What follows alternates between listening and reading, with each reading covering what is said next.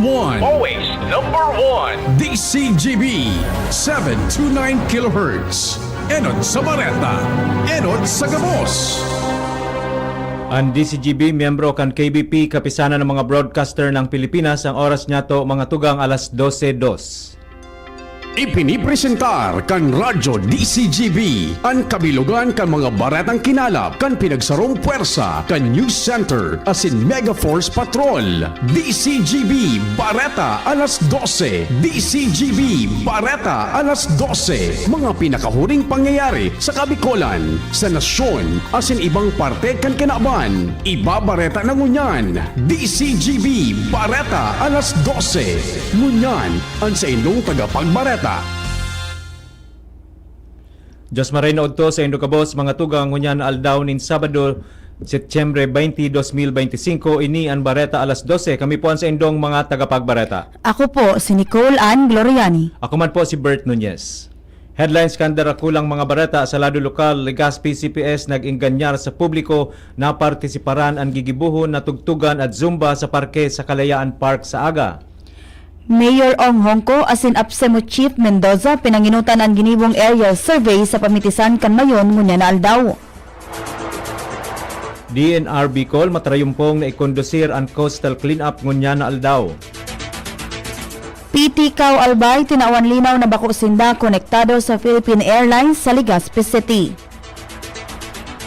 Sa lado nasyonal, panibagong aumento sa presyo kan mga produktong petrolyo lauman sa masunod na semana sigun sa DOE.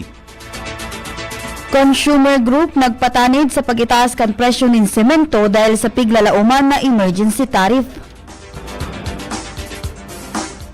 Dating Department of Public Works and Highways, DPWH District Engineer Henry Alcantara mastermind sa Ghost Project sa Bulacan.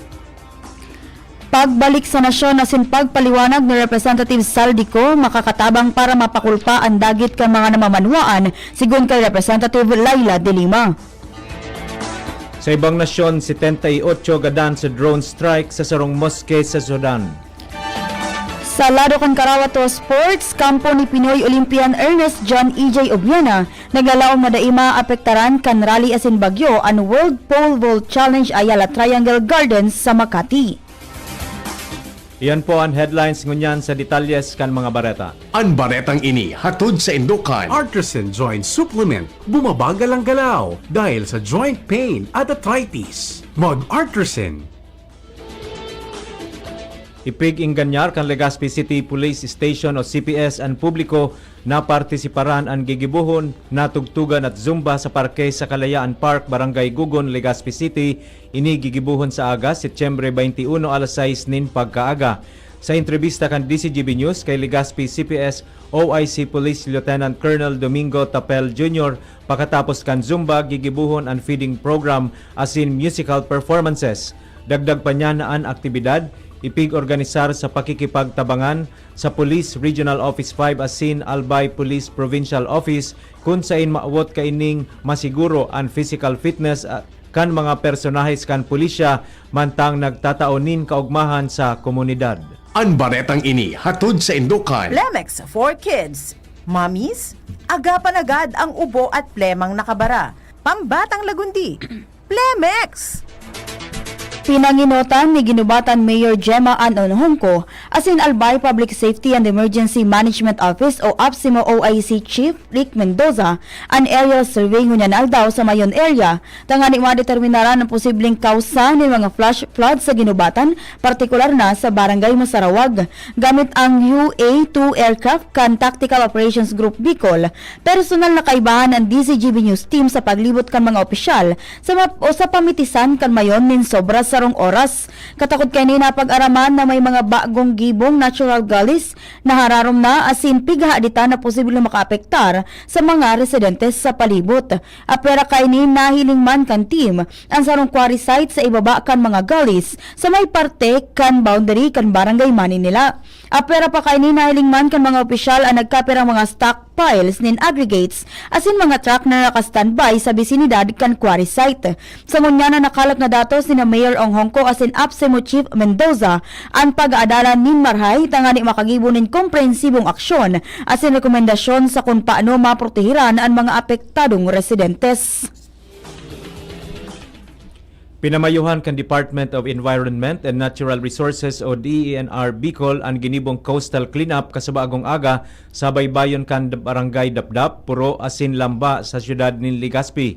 Sigun sa entrevista kan DCGB News kay DENR Bicol Assistant Regional Director for Special Concerns Adona San Diego, nanotara ninda ang paglangkaw kan kaaraman kan publiko dahilan kan pagbawas kan mga basurang nakolektar sa pinagigibong annual coastal cleanup activities. Alagad tinaawan doon kan opisyal na importante man sa Giraray na masustinir ini tangani masiguro ang padagos na proteksyon kan mga marine environment.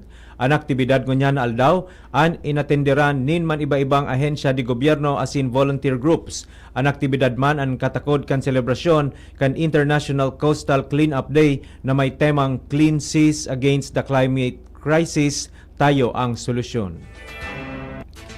Tinaawan linaw kan Provincial Tourism, Culture and Arts Office o PTCAO Albay na dahil sinda konektado sa Philippine Airlines Legazpi City Office. Sa ipinaluwas na abiso kan opisina, katakot ini kan nakadisplay sa website kan airwaysoffices.com kung sa'y nakakaag na ang opisina kan PAL Legazpi ana sa PTCAO Albay.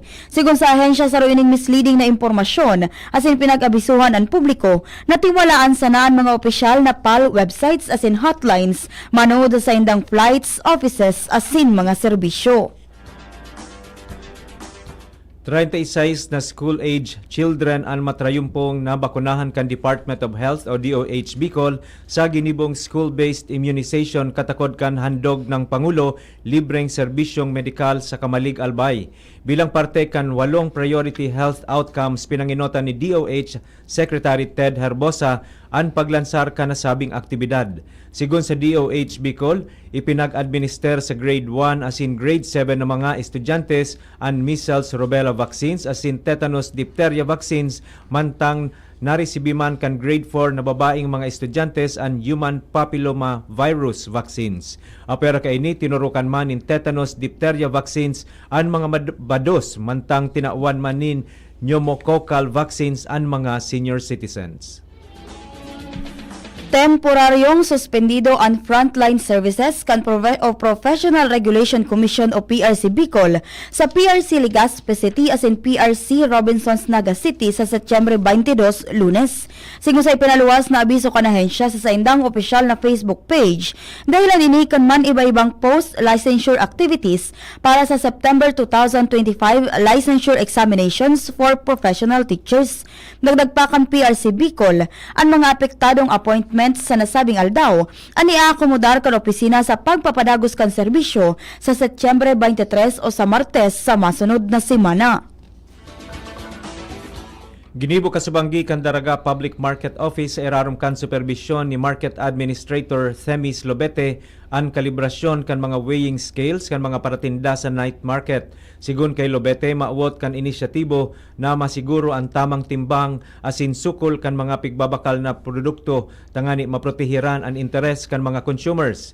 Basado sa records kan Market Office, sobra 300 na paratinda ang nagpapartisipar sa night market kung sain kadaklan digdi ang residentes kan munisipalidad kan Daraga Albay.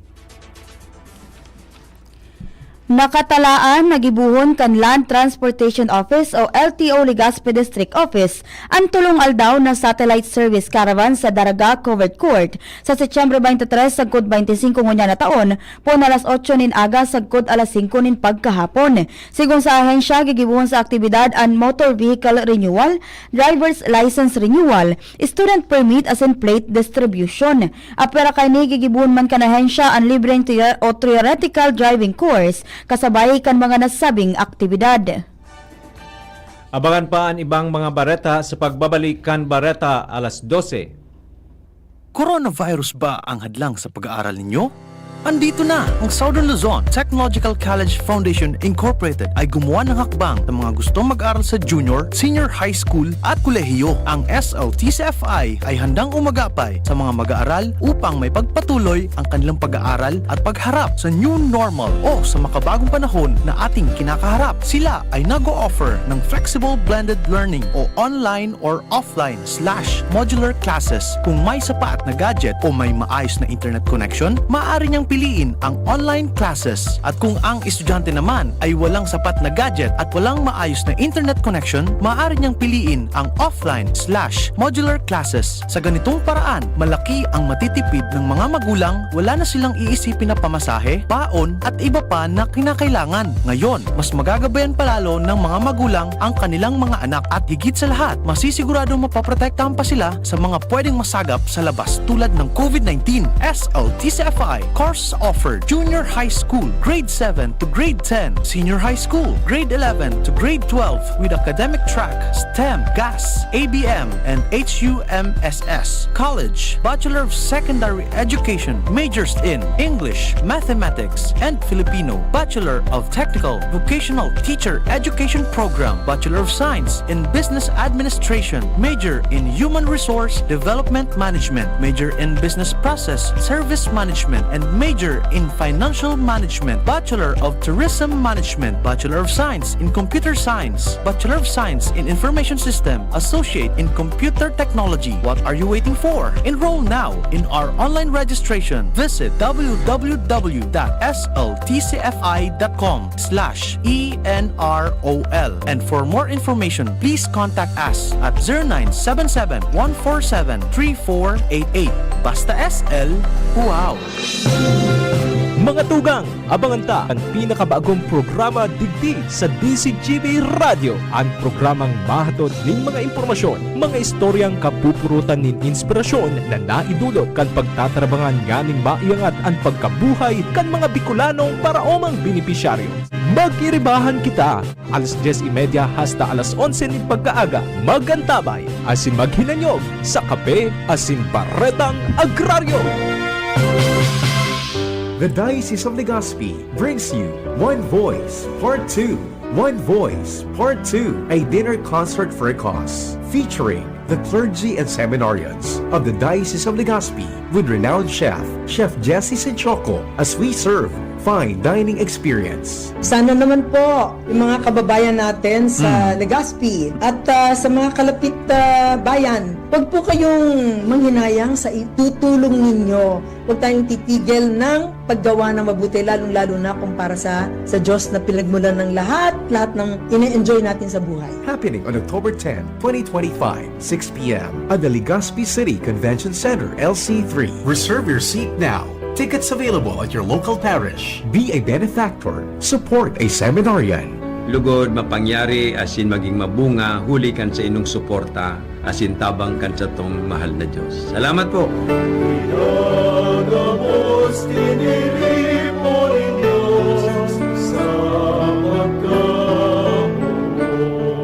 Piolo Pascual po. Sa ubo at hika, may Plemex Forte Syrup and bottles. Pero para sa ginhawang kailangan agad, may Plemex Forte Capsule and Blister Pack. Madaling bitbitin, kayang ibulsa. Gawa sa natural na lagundi na tumutunaw at nagpapalabas ng plema. Convenient na, ginhawa pa. Plemex Forte Lagundi in Capsule. Basta lagundi, Plemex. Easy! Vitex Segundo L is the generic name of Plemex Forte. If symptoms persist, consult your doctor. Nagdadangog kamo sa DCGB. Always number one, always at your service. Balik po kita sa Bareta alas 12 para sa detalyes kan mga bareta sa lado nasyonal asin iba pa. Lauman ang panibagong aumento sa presyo nin mga produktong petrolyo sa masunod na semana. Sigun sa tansya kan Department of Energy o DOE, posibleng umitaas nin sagkod 70 sentimos kada litro ang gasolina.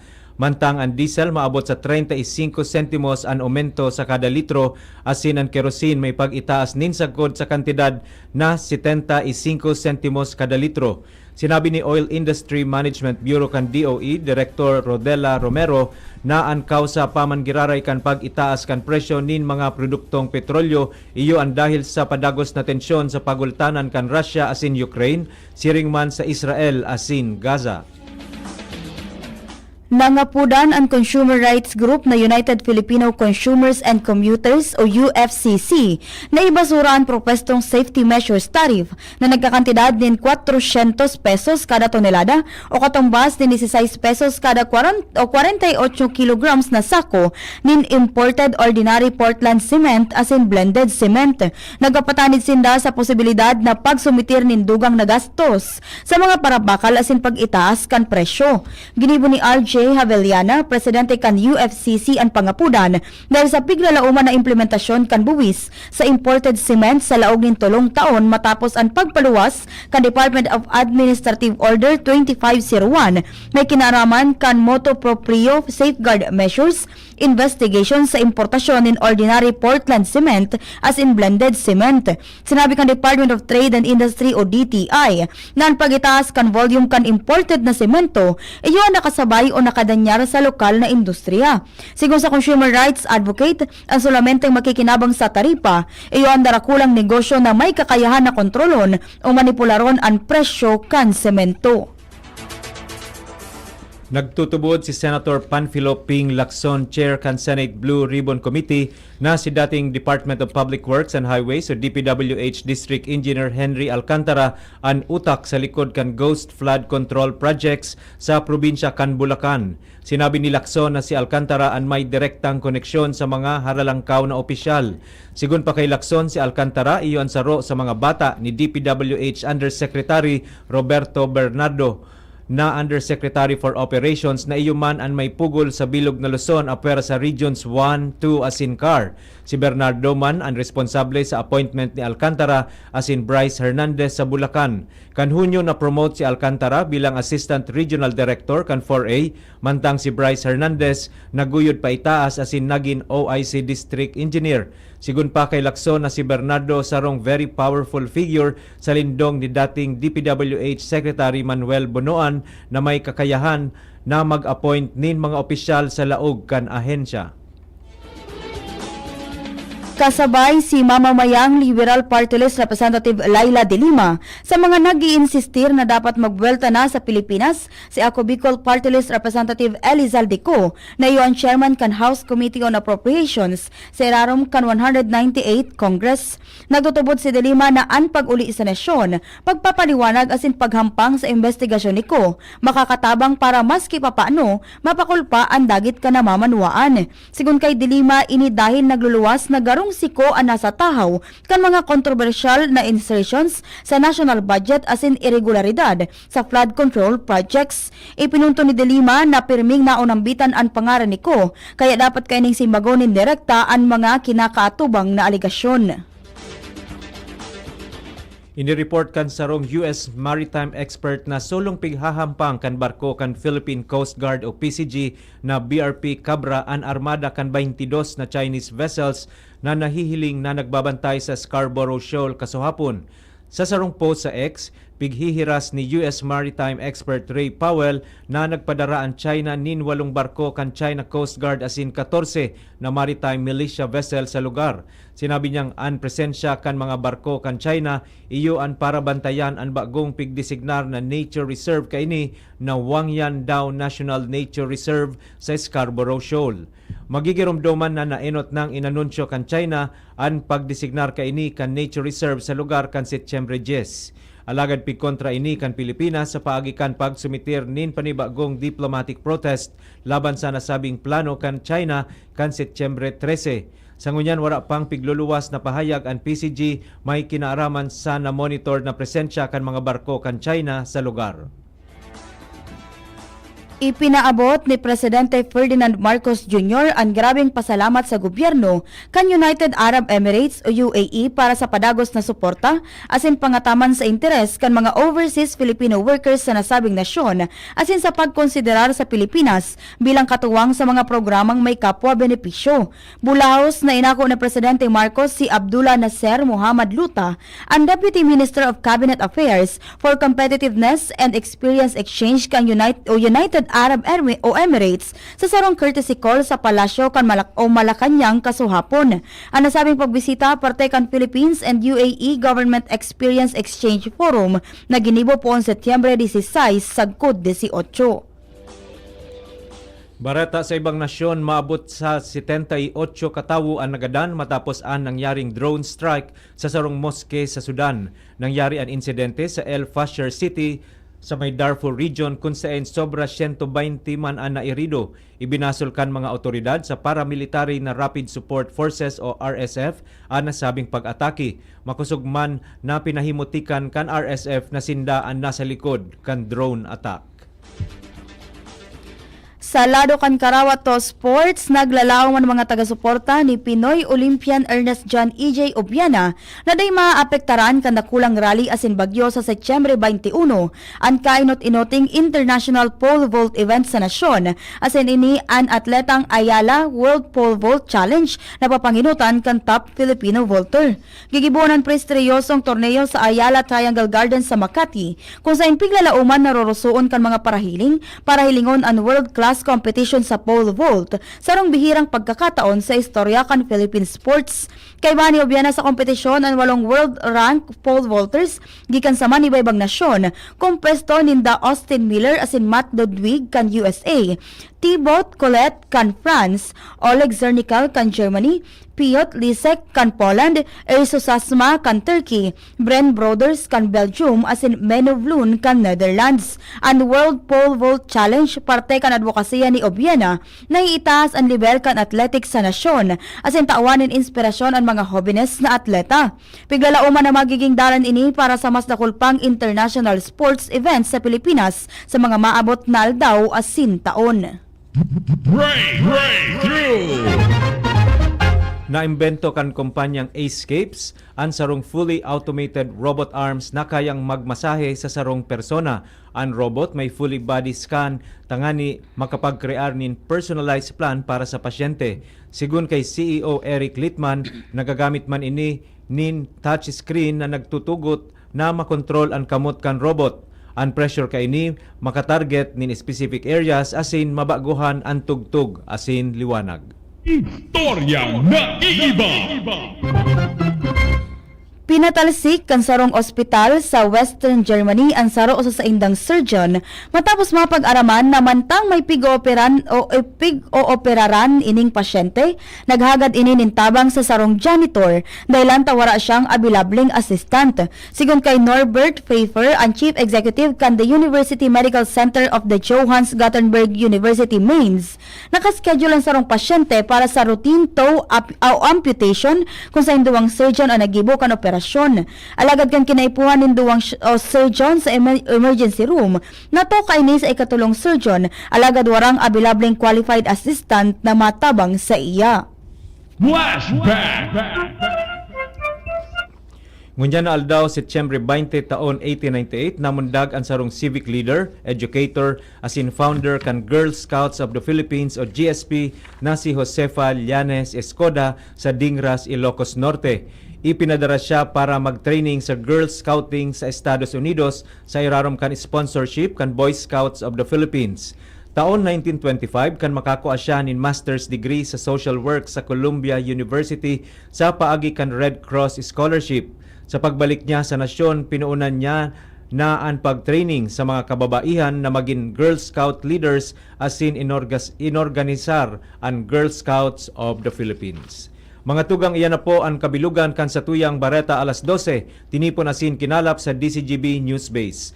Sa pangaran kan mga nagsurat kan Bareta na pinamamayuhan kan sa tuyang News Manager and News Director Sir Mar de la Cruz, kay ba si Miss Nicole Gloriani, social media writers Miss Jenny Mancho Balyaran, Miss Sharamay Leron asin Mr. Jimos Barrios, sa lado technical kaibahan ta po si Sir Nems Flora, Sir Jerome Nico Martinez. Sa ngaran po kan bilog na tropa kan Megaforce Patrol asin sa pangaran kan mga nag-aantabay sa DCGB News Facebook page, DCGB YouTube channel, DCGB Live app asin sa 729 kHz sa pihitan kan sa indong mga radyo, kami po ang sa indong mga nagin tagapagbareta.